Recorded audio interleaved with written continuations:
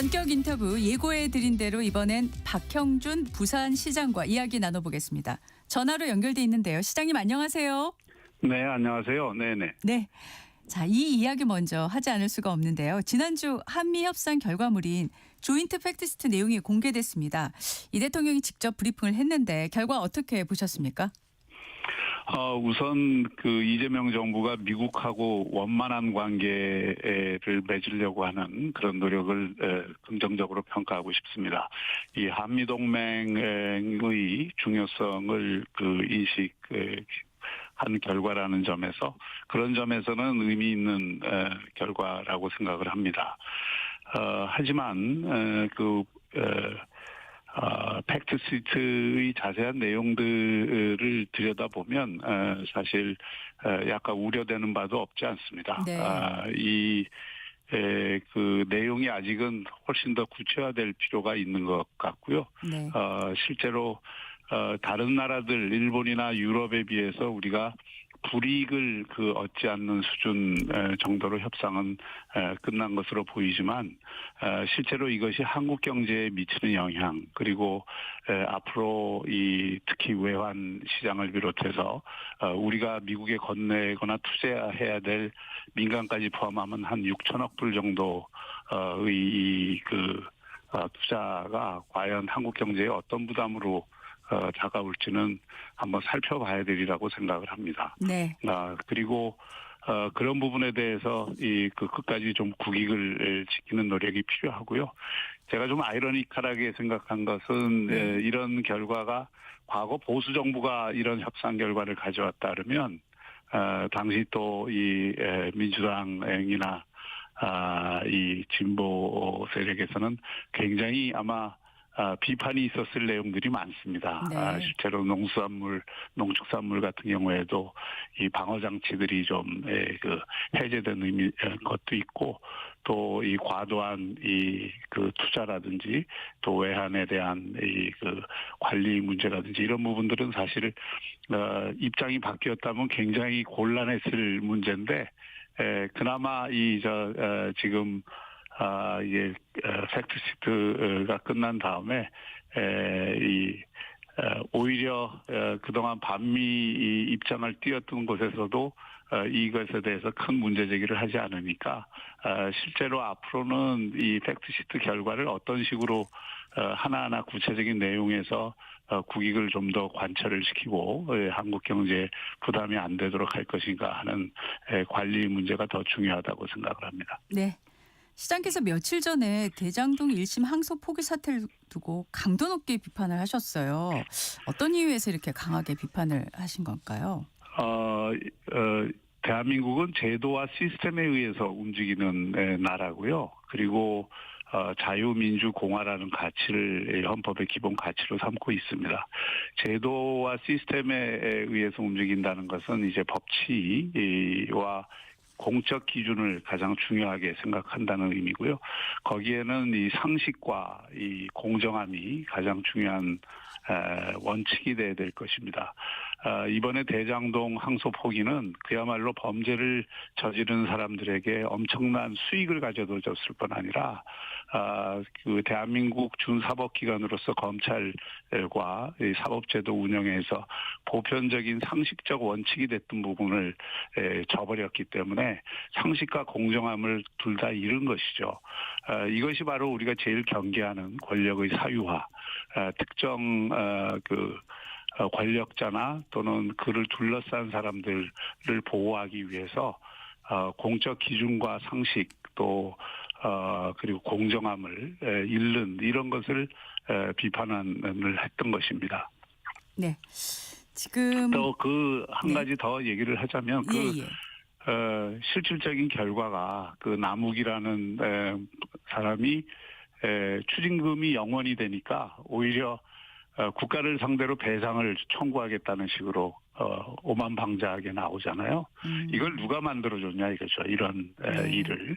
그래서 이런 것들이야말로 제가 국가 포획이다 이것은. 국가 포획은 세계은행에서도 썼던 얘기인데 이 과도기의 정부들이 정권을 권력을 이용을 해서 이 사적인 이익을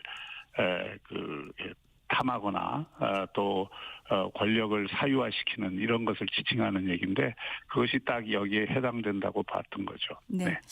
지금 항소 포기 후에 검찰에서 특히 검사장들의 집단 반발이 있었고 여당에서는 그동안에 검찰이 선택적 반발을 했다고 강하게 비판을 하면서 이번 집단 반발에 대해서도 인사조치 등을 거론하고 있는데 이건 어떻게 보십니까? 그건 더욱더 어불성설이라고 봅니다. 그 검찰은 정부 기관이기도 하지만 준사법기관으로서의 성격을 갖고 있기 때문에 그 독립성을 굉장히 중시했던 것이고 20명의 검사장 가운데 18명 그리고 평검사들 그리고 이 수사를 담당했던 모든 개선 조직에 있던 검사들이 다 반발하는 이유를 먼저 설명을 해야죠. 이 사안 자체는 정말 이 권력을 등에 업은 사람들 또는 권력자의 이해관계와 연관돼 있는 사건에 대해서 한쪽의 손을 일방적으로 들어주도록 그리고 수사검사의 와 그 검사를 지휘하는 사람들의 의견을 무시하고 무언가 외부적 압력에 의해서 항소 포기가 이루어졌다는 것이 가장 큰 문제인 것이죠. 이것이 이제 권력을 남용하거나 또는 권력을 왜곡시킨 또 일부 그런 이 범죄 집단을 사실상 옹호하는 듯하게 사법기관이 운영이 됐다는 점에서 큰 문제라고 보는 것입니다. 네. 지금 정부에서 헌법 존중 정부혁신 TF란 이름의 TF를 설치를 해서 공무원의 내란 참여, 협조 여부를 조사를 하고 주요 책임자에 대해서 인사상 불이익을 주겠다고 하고 있는데 이 부분은 어떻게 보십니까? 이것도 저는 큰 문제라고 보는 것이요. 예전에도 적폐청산한다 그러면서 온 나라를 들쑤시고 결국 남은 게 없지 않습니까? 결국은 이번에 내란 헌법 존중 정부혁신 TF라고 돼 있는 내란 조사하겠다는 이것도 좀 단적으로 얘기하면 완장 권력이 또 하나의 완장 기구를 만드는 것입니다. 이렇게 해서는 공직 사회 자체가 움직이기 어렵게 만드는 것이고요. 잘 아시지만 계엄을 선포했을 당시에 그것을 알고 있었던 사람이 얼마나 있었습니까? 장관들도 몰랐고 심지어 대통령 실장도 몰랐는데 일선 공무원이야 말할 필요도 없죠. 그것도 그 계엄이 2시간 반 만에 이 국회에서 의결이 돼서 해제가 되는 과정을 거쳤는데 이 안에서 그 공직자들이 이 내란에 협조하면 뭘 협조했다는 것이죠. 사실은 이런 어떤 외부인들이 들어와서 이런 그 정부 부처를 다 조사를 하고 더구나 휴대폰까지 다 내라고 이렇게 하면 이 공직사회를 사실상 풍비박산 내는 것입니다. 이게 공무원들 입장에서는 일할 맛을 잃게 만드는 것이고 또 공직사회 내부를 갈라치게 하는 이런 효과가 있기 때문에 이것은 해서는 되는 일이 아니다. 우리나라에는 감사원도 있고 입법부도 있고 또 검찰도 있고 경찰도 있습니다. 이런 공식적인 기구를 통한 조사 외에 이런 식의 임의적 기구를 만들어서 조사를 하고 또 그 문제를 들추겠다. 또 사실상 뭐 문제가 될 것도 별로 없겠지만은 그걸 통해서 공직사회 전체를 분열로 이끄는 이런 행동은 해서는 안 된다고 생각합니다. 네. 자, 지방정부 관련한 질문을 하겠습니다. 12일에 용산 대통령실에서 중앙지방협력회의가 있었는데 이 자리에서 이 대통령이 재정 자율성을 대폭 확대하겠다 이렇게 말을 했습니다. 이 재정 자율성 문제는 오랫동안 화두인 걸로 제가 알고 있는데요. 예. 그 관련해서 포괄 보조금 확대 개편과 관련해서 지방 재정 자율성 확보 방안을 건의하신 걸로 알고 있거든요. 어떤 내용이었을까요? 수도권 1급 체제가 우리나라 저성장, 저출생 또 격차 확대의 구조적인 원인이 되고 있다는 것은 이제 다 동의를 하는 바이죠. 역대 정부도 다 그런 의미에서 지방 균형 발전을 내세웠고 지방 시대를 내세웠는데 결국은 말이 아니라 행동이 중요한 것이고요. 그 행동이라 하면 과감하게 이 수직적 질서로 돼 있는 대한민국 국정운영 체제를 수평적 질서로 바꾸는 것이고 그것은 바로 중앙정부가 갖고 있는 권한을 과감하게 지방정부에게 주어서 지방정부의 자율성을 극대화하는 게 하나고요. 또 하나는 이 재정을 집행하는 데 있어서 중앙정부가 감나라 판나라 하면서 모든 메뉴를 짜고 모든 실행을 그 일방적으로 주도하는 이런 방식을 바꾸자는 취지가 포괄보조금 제도입니다. 네. 과거에는 정부가 국가보조금을 내려줄 때 그 메뉴를 다 짜서 메뉴판을 짜서 지방정부가 사실상 집행만 하도록 한 구조였는데 지금 이 포괄보조금은 그 보조금 자체를 지방정부에 줘서 지방정부가 자율적으로 자신이 필요로 하는 일, 특성화할 수 있는 일, 먹고 살 수 있는 길에 집중하도록 선택과 집중을 하도록 하는 게 포괄보조금이거든요. 그래서 그걸 늘린다는 건 상당히 의미가 있습니다. 그런데 내용을 들여다보니까 포괄보조금을 준다고 하면 100% 지방정부가 자율성을 갖고 쓰게 만들어줘야 되는데 네. 그중에 70%를 또 중앙정부가 꼬리표를 달아서 자기들 사업을 이관하는 그런 사업으로 메꿔져 있는 거예요. 그래서 그걸 제가 지적을 한 것이고 네. 그래서 이것을 100% 늘리는 건 좋은데 늘리는 만큼 자율성도 훼손되지 않도록 포괄보조금을 운영하도록 해달라는 건의를 한 것이고 그 자리에서 지방시대 위원장도 동의를 했고요. 네. 대통령도 긍정적인 의견을 표방을 한 바가 있습니다. 네. 그 같은 12일에 국민의힘 당사에서는 이제 지방선거 총괄기획단과 시도광역단체장 연석회의가 있었습니다. 단동혁 대표 취임 후 처음으로 시도지사가 모인 것으로 알고 있는데요. 네. 이 자리에서 내년 지방선거 전략 얘기가 오갔을 텐데 어떤 얘기가 오갔는지 그리고 지금 시장께서 생각하시는 선거 전략은 뭐가 있는지 좀 궁금합니다. 네, 제 얘기만 드리면 다른 분들 얘기보다 지금 네. 이렇게 이재명 정부가 여러 면에서 이 과도한 권력을 행사하고 있음에도 불구하고 국민의힘 지지율이 오르지 못하는 것은 이게 메신저에 대한 전반적인 국민들의 그 문제제기가 있는 것입니다. 이것을 극복하기 위해서는 저는 그때 두 가지를 강조했는데 우리가 그 정부가 야당이니까 잘못하는 것에 대해서 단호하게 그 투쟁하고 또 이 대우를 단일화하는 그런 것이 필요하지만 다른 한편으로는 또 아우르기도 필요합니다. 갈라치기만 필요한 것이 아니라 네. 아우르기도 필요하기 때문에 어떻게 하면 내년 지방선거를 앞두고 이 통합과 연대를 확장할 수 있을까에 대한 고민도 같이 해야 된다는 말씀을 드렸고요. 네. 또 하나는 지금 우리 정치 문화에서 상당히 좀 특색이 있는 것이 세대별 그 정치 의식의 변화입니다. 대개 보면 40, 50대는 지금 민주당 지지 의사가 굉장히 강하고 그 8, 90년대의 그 정치 상황이 그 40, 50대의 집단주의적인 또는 집합 의식을 만들었다고 한다면 지금 20, 30대는 성향이 굉장히 다릅니다. 그분들은 대부분 자유의 세대라고 할 수 있고 개인주의적인 성향이 강하고 또 우리 헌법이 지향하는 자유민주주의에 대해서 상당한 그 친화성을 갖고 있는 그런 세대라고 봅니다.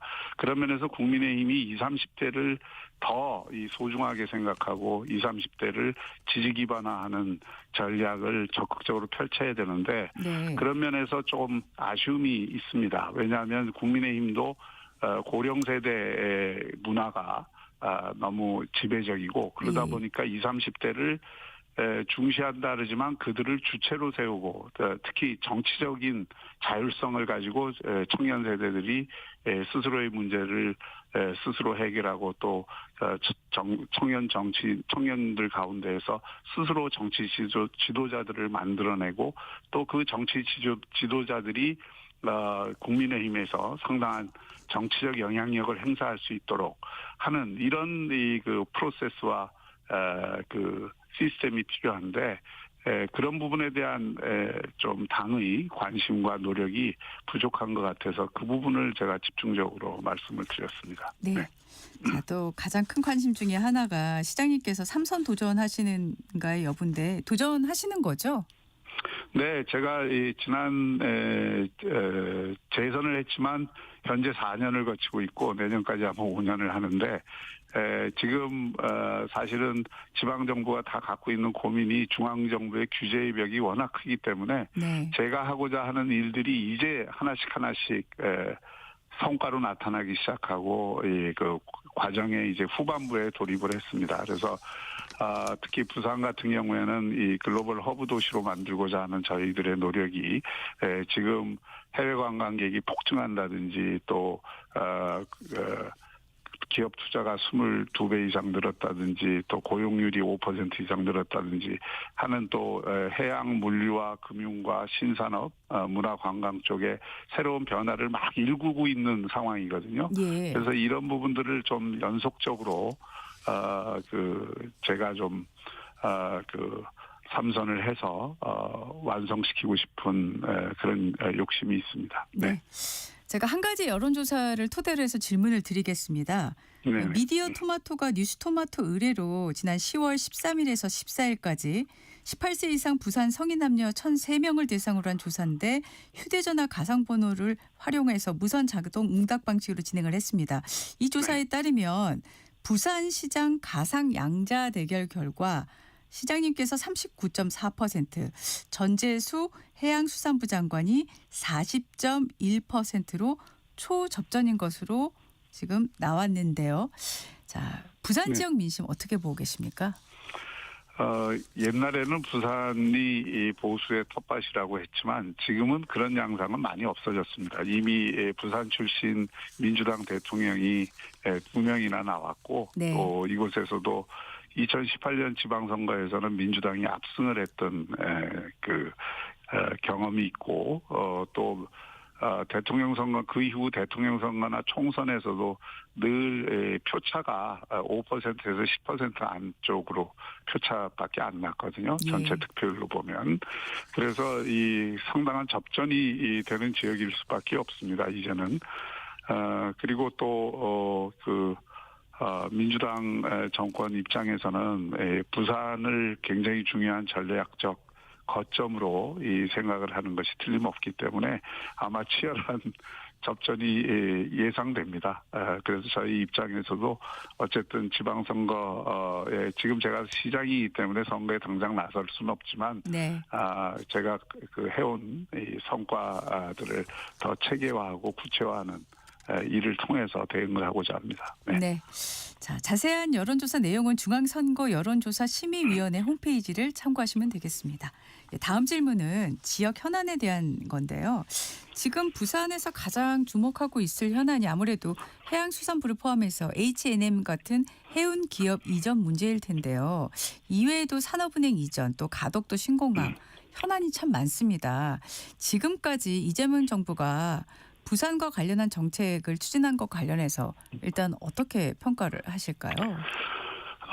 우선 그 수도권 일극주의를 극복하는 이 방법 중에 가장 효과적이고 가능성 있는 방법이 수도권 한 바퀴로 돌아가는 나라를 남부권이라고 하는 또 하나의 바퀴를 굴리는 전략입니다. 네. 이것이 소위 모든 일이 다 일정하게 균질하게 이루어지지 않기 때문에 서울과 이 수도권이 일극이 됐다면 부산과 이 남부권 전체가 또 하나의 극이 돼서 이렇게 되면은 이제 균형 발전에 굉장히 큰 계기가 되고 그러기 위해서는 부산을 해양 수도 또는 해양 허브로 만들어야 된다.